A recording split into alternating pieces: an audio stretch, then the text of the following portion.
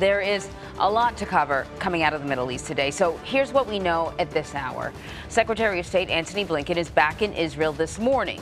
He's meeting with the country's prime minister and president, among other officials.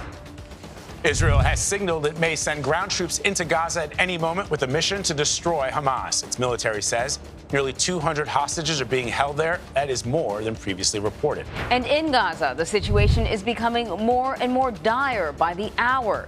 Airstrikes have continued to pound the region, and basic necessities like food, water, and power are running low. Aid is waiting in Egypt just across the border. Mediators are calling for a ceasefire that would let trucks bring supplies into Gaza and let people escape. The route, known as the Rafah crossing, was closed last week because of attacks from Israel. The State Department says it has been trying to get the crossing open, but Egypt told officials there are security threats. And that's where we begin this morning in the Middle East, specifically in Gaza, where Palestinians are bracing for an expected ground invasion by Israel. Hundreds of thousands of people have fled Gaza City. The territory is running out of basic necessities like food and water. Imtiaz Tyab is in Jerusalem with more. Imtiaz, good morning. Well, good morning to you. Well, since fighting erupted just over a week ago, 2,750 Palestinians have been killed and nearly 10,000 wounded in Gaza. That's already more than the 2014 war, which lasted over 6 weeks, making this the deadliest war in Gaza for both sides. Israel's thundering airstrikes on Gaza continues to level entire neighborhoods as armed Palestinian factions fire back, causing misery for the more than 2 million civilians caught in the crossfire.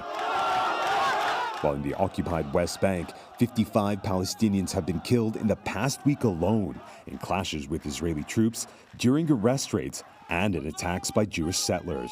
But across northern Gaza, people are on the move after Israel warned Palestinians who live in the densely populated area to evacuate ahead of an expected ground invasion. As Israel's strikes only intensify, hospitals are at breaking point. There are so many injured they have to be treated on the floor.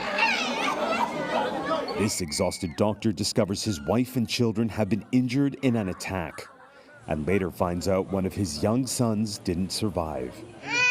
This man tries to soothe the bruised and battered baby by singing him a prayer. A little boy says his last goodbye to his mother. Those with foreign passports, including around 600 Americans, are desperately rushing to Gaza's southern Rafah border crossing with Egypt over hopes a U.S. brokered deal will let them out, while fears grow for the safety of those abducted by Hamas and are being held inside Gaza. We interviewed a spokesman for Hamas's political wing. He refused to answer directly when asked why they waged the devastating violence last weekend on people in their homes and at a music festival, as well as how Hamas justified abducting children and the elderly. Why abduct people? Why hold people hostage inside Gaza? First of all, our priority is to stop now daily death, daily killing, death every moment. We want to stop this. After that, we can talk about other situation. Now, while Hamas is refusing to even discuss the release of its captives, which includes some Americans, Israel is preparing for a ground offensive inside Gaza like nothing we've ever seen before. Its goal, to destroy Hamas. Anne-Marie, Vlad. Imtiaz, not an easy one. Hamas has been ingrained in Gaza for years now. How they're going to do that, I do not know. But right now, the situation is really about the humanitarian crisis that is looming, that is happening and about to get worse.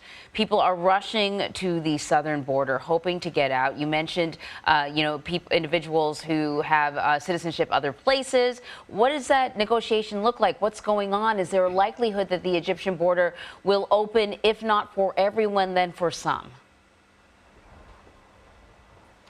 I think that's a really good way of putting it, Anne-Marie, for some. and that is likely to happen. But the reality is, as you point out, Hamas controls Gaza, and they also control their side of the crossing. So even if the U.S. and Egypt and other countries have a deal with Israel to allow even foreign passport holders, including those 600 Americans, to cross, it will ultimately be up to Hamas to allow them to cross as well. But as we've been saying, the situation inside Gaza is, of course, dire. As you saw in my report, just heart-wrenching scenes inside hospitals and on the streets as this humanitarian crisis only gets worse. As, again, there's a lot of negotiations going on, not just to get people outside of Gaza, but also to get humanitarian aid in. We understand from the WHO that there's a lot of aid just on the border on the other side with Egypt. Secretary of State Antony Blinken is going to be here in Israel to try to push the Israelis to allow that aid in, to at least have some relief to those Palestinians who have just been bombarded so heavily over the past week or so. Anne-Marie. Yeah, as I understand it, water is running out. They need fuel to run their desalination plants and plants that will purify the water, so at least the people there can have that, and certainly in the hospitals, badly needed as well. So clearly Israel has its hands full with Gaza, but then when we look to the north, Israel has ordered people living in 28 communities along the Lebanese border to evacuate. What can you tell us about the situation there? Yeah, Marie, as we wait for this ground offensive, this ground invasion, which could really happen at any time at the Gaza frontier, in the north, it's been extremely tense as both Israel and Palestinian factions, but perhaps most worryingly, Hezbollah, the powerful militant movement inside of Lebanon, are trading rocket fire, which has resulted in the deaths of some Israeli soldiers as well as some Hezbollah fighters. And why this is so worrying is because Hezbollah and Israel have fought a war before, back in 2006. It was a brutal and deadly war. And since then, Hezbollah has essentially become a much tougher, better funded, and frankly, more hardened fighting force because it spent years inside Syria, in Syria's civil war, fighting alongside Bashar al-Assad. And as you know, how devastating that war was. And the fear is that as we look to the southern border, that Hezbollah is going to be watching what's happening there and feel like they have to respond too, that they can't let Hamas fight this on their own, and that they may really, quite frankly, launch even more attacks inside Israel, really just engulfing this entire region. It would be devastating, Imtiaz. Thank you very much.